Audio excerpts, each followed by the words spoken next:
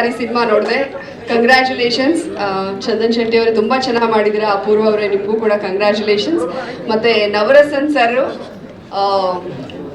ಒಂದು ಕಥೆಗೆ ಒಂದು ಟರ್ನ್ ಕೊಡುವಂತ ಒಂದು ಪಾತ್ರನ ಮಾಡಿದ್ದಾರೆ. ಬಹಳ ಖುಷಿ ಆಯ್ತು ಸಿನಿಮಾ ನೋಡಿ. ಕೊನೆವರೆಗೂ ಕೂಡ ಹಿಡಿದಿಡ್ಸುತ್ತೆ ಸಿನಿಮಾ. ಎಲ್ಲೂ ಕೂಡ ಒಂಚೂರು ಬೋರ್ ಆಗೋದಿಲ್ಲ. ವಾಟ್ ನೆಕ್ಸ್ಟ್ ಇನ್ನೇನು ಹುಳ ಬಿಡ್ತಾರಪ್ಪ, ಇನ್ನೆಷ್ಟು ಟರ್ನ್ ಟ್ವಿಸ್ಟ್ ಇದೆಯಪ್ಪ, ಓ ಹಿಂಗೂ ಆಗತ್ತಾ ಅನ್ನೋ ತರ ಒಂದು ಸ್ಟೋರಿ ಲೈನ್ ನಮ್ಮನ್ನ ನೋಡಿಸ್ತಾ ಹೋಗುತ್ತೆ. ತಬಲಾ ರಾಣಿಯವರು ಅವ್ರ ಪಾತ್ರ ದುಶ್ಮನ್ ಕಹಾರೆ ಅಂದ್ರೆ ಬಗಲ್ ಮೇಹೆ ಅನ್ನೋ ತರ, ಅಂದ್ರೆ ಕಂಪ್ಲೀಟ್ ಆಗಿ ನೋಡಿಸ್ಕೊತಾ ಹೋಗುತ್ತೆ ಸಿನಿಮಾ. ಅದಕ್ಕಿಂತ ಮುಖ್ಯವಾಗಿ ಚಿತ್ರದ ಕಥೆ ಬಗ್ಗೆ ಹೇಳಬೇಕು ಅಂದ್ರೆ ಕಂಪ್ಲೀಟ್ ಆಗಿ ಹೇಳಲ್ಲ, ಬಟ್ ಯಾವ ಪಾರ್ಟ್ ನನಗೆ ಇಷ್ಟ ಆಯ್ತು ಅಂದ್ರೆ, ಈಗ ನಮ್ಮ ಸಮಾಜದಲ್ಲಿ ನಡೀತಾ ಇರುವಂತಹ ಒಂದು ಇನ್ಸಿಡೆಂಟ್ ಅವ್ರು ತಗೊಂಡಿದ್ದಾರೆ ಅಂತ ಹೇಳ್ಬೋದು. ಯಾಕಂದ್ರೆ ಹೆಣ್ಮಕ್ಳ ಮೇಲೆ ಆಗ್ತಾ ಇರುವಂತಹ ದೌರ್ಜನ್ಯ, ಮಕ್ಕಳನ್ನು ಬಿಡ್ತಾ ಇಲ್ಲ, ಕಿಡ್ನಾಪ್ ಮಾಡಿ ಕರ್ಕೊಂಡು ಹೋಗ್ತಾರೆ. ಹೆಣ್ಮಕ್ಳ ಮೇಲೆ ಆಗುವಂತಹ ಒಂದು ದೌರ್ಜನ್ಯ, ಗ್ಯಾಂಗ್ ರೇಪ್ ಇರ್ಬೋದು, ಉಳ್ಳವರು, ದುಡ್ಡಿರೋರು, ಇನ್ಫ್ಲೂಯೆನ್ಸ್ ಇರೋರು ಎಲ್ಲನೂ ಮುಚ್ಚಾಕ್ಬಿಡ್ತಾರೆ.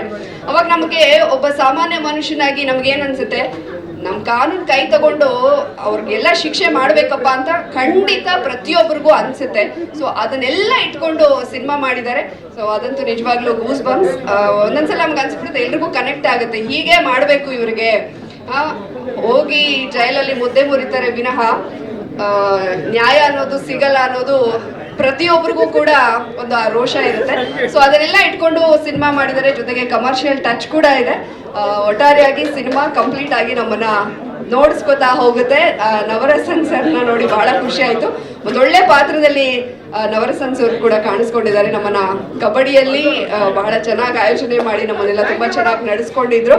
ಅದಾದ್ಮೇಲೆ ಈಗ ಸೂತ್ರಧಾರಿ ಸಿನಿಮಾ ನೋಡಿ ಬಹಳನೇ ಖುಷಿ ಆಗಿದೆ. ಎಂಟೈರ್ ಟೀಮ್ಗೆ ವೆರಿ ಆಲ್ ದ ಬೆಸ್ಟ್.